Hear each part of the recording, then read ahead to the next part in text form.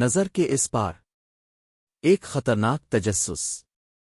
حمزہ ہمیشہ سے پراسرار چیزوں کا دیوانہ تھا۔ بچپن میں وہ سنائی جانے والی آصف زدہ کہانیاں سن کر سوتا اور جوانی میں وہ ان کہانیوں کی حقیقت جاننے کے لیے بے قرار رہتا۔ اس کے دوست اکثر اسے سمجھاتے کہ کچھ باتوں کو چھیڑنا خطرناک ہوتا ہے، مگر وہ ہمیشہ ہنسی میں اڑا دیتا۔ ایک رات جب وہ اپنے دوستوں کے ساتھ بیٹھا تھا تو باتوں باتوں میں کہہ بیٹھا، یہ سب من گھڑت کہانیاں ہیں۔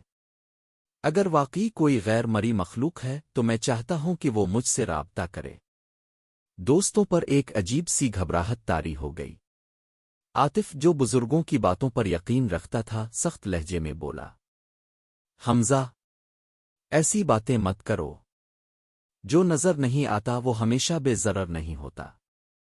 مگر حمزہ ہنسا، اگر وہ واقعی موجود ہیں تو آئیں، میں ڈرنے والا نہیں۔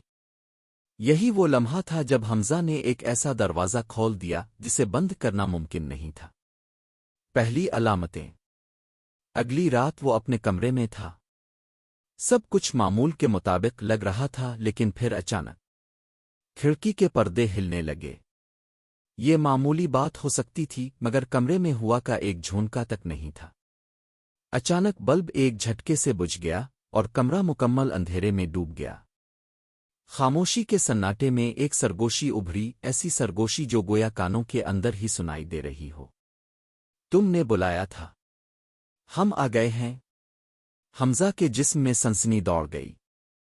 اس نے گھبرا کر موبائل کی فلیش آن کی، مگر وہاں کوئی نہیں تھا۔ یہ شاید محض ایک وہم تھا۔ مگر اگلی رات جب وہ سو رہا تھا تو کسی نے اس کا نام پکارا۔ وہ ہڑبڑا کر اٹھ بیٹھا۔ کمرے میں ایک پرچھائی سی ہل رہی تھی، جیسے دیواروں پر کوئی سایہ رقص کر رہا ہو۔ مگر روشنی کہاں سے آ رہی تھی؟ خواب؟ حقیقت؟ تیسری رات حمزہ نے ایک خوفناک خواب دیکھا۔ وہ ایک سنسان ویرانے میں کھڑا تھا۔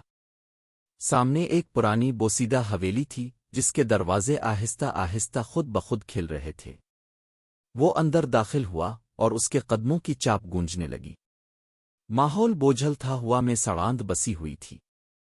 پھر اچانک ایک کانپتی ہوئی سرگوشی سنائی دی، ہمیں قبول کرنے کی خواہش تھی نا؟ آؤ ہم تمہیں اپنی دنیا دکھاتے ہیں۔ ایک لمبا سیاہ سایہ اس کے سامنے آ کھڑا ہوا۔ اس کی آنکھیں دہکتے ہوئے انگاروں کی مانند تھیں۔ حمزہ کے حلق سے چیخ نکلی اور وہ جاگ گیا۔ مگر یہ خواب نہیں تھا۔ کمرے میں اب بھی کسی کی موجودگی کا احساس ہو رہا تھا۔ وحشت ناک حقیقت۔ اب حمزہ کی زندگی بدل چکی تھی۔ وہ آئینے میں اپنی آنکھوں کے پیچھے عجیب سائے دیکھنے لگا۔ کبھی کبھار فرش پر گیلی مٹی کے نشان نظر آتے، جیسے کوئی ننگے پیر چل کر آیا ہو۔ کھانے سے بدبو آتی اور پانی میں راکھ ملی محسوس ہوتی۔ ایک دن اس کی ماں نے اس کا ہاتھ پکڑا اور چونک کر پیچھے ہٹ گئی۔ بیٹا، تمہارے ہاتھ اتنے برف جیسے کیوں ہیں؟ مگر حمزہ کو تو شدید گرمی لگ رہی تھی۔ اسی رات جب وہ سونے کے لیے لیٹا تو اس کا جسم سن ہونے لگا۔ وہ ہلنا چاہتا تھا مگر ہل نہیں سکا۔ آنکھیں کھولنے کی کوشش کی مگر کوئی وزندار چیز اس کی چھاتی پر بیٹھ گئی۔ سرگوشی قریب آتی گئی۔ اب تم ہمارے ہو، کہیں جا نہیں سکتے۔ اچانک دروازہ زور سے کھلا۔ اس کی ماں ہاتھ میں قرآن لے کر کھڑی تھی۔ جیسے ہی اس نے آیت الکرسی پڑھنی شروع کی، حمزہ ایک جھٹکے سے بستر سے نیچے گر پڑا اور ایک چیخ گونجی، مگر یہ چیخ اس کی نہیں تھی۔ دروازہ جو کھل گیا، حمزہ کو ایک بزرگ عالم کے پاس لے جایا گیا۔ انہوں نے حمزہ کی آنکھوں میں جھانکا اور ایک گہری سانس لی۔ بیٹا، تم نے ایک ایسا دروازہ کھولا تھا جو بند نہیں ہو سکتا۔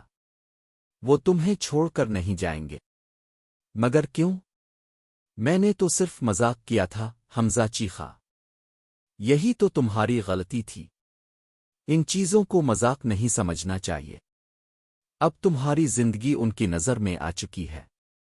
حمزہ دن بدن بدلتا گیا۔ وہ تنہا بیٹھا ہنستا، خود سے باتیں کرتا۔ آئینے میں کبھی کبھار کسی اور کا عکس نظر آتا۔ پھر ایک رات وہ غائب ہو گیا۔ لوگوں نے اسے ہر جگہ تلاش کیا مگر وہ نہیں ملا۔ 3 دن بعد اسے گاؤں کے باہر ایک ویران کھنڈر میں بے ہوش پایا گیا، مگر اب وہ حمزہ نہیں تھا۔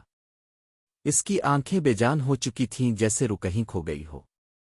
نصیحت: بعض حقیقتیں ایسی ہوتی ہیں جنہیں جاننے کی کوشش نہیں کرنی چاہیے۔ غیر مری مخلوقات کا مذاق اڑانا، انہیں آزمانا یا ان سے رابطہ کرنے کی خواہش رکھنا صرف تباہی لا سکتا ہے۔ کچھ دروازے کھل جائیں تو بند نہیں کیے جا سکتے، اور کچھ بلائیں ایسی ہوتی ہیں جو ایک بار زندگی میں آ جائیں تو کبھی نہیں جاتی۔ کبھی بھی نظر کے اس پار جھانکنے کی کوشش مت کرو، کیونکہ تمہیں دیکھنے والے بھی دیکھ رہے ہوتے ہیں۔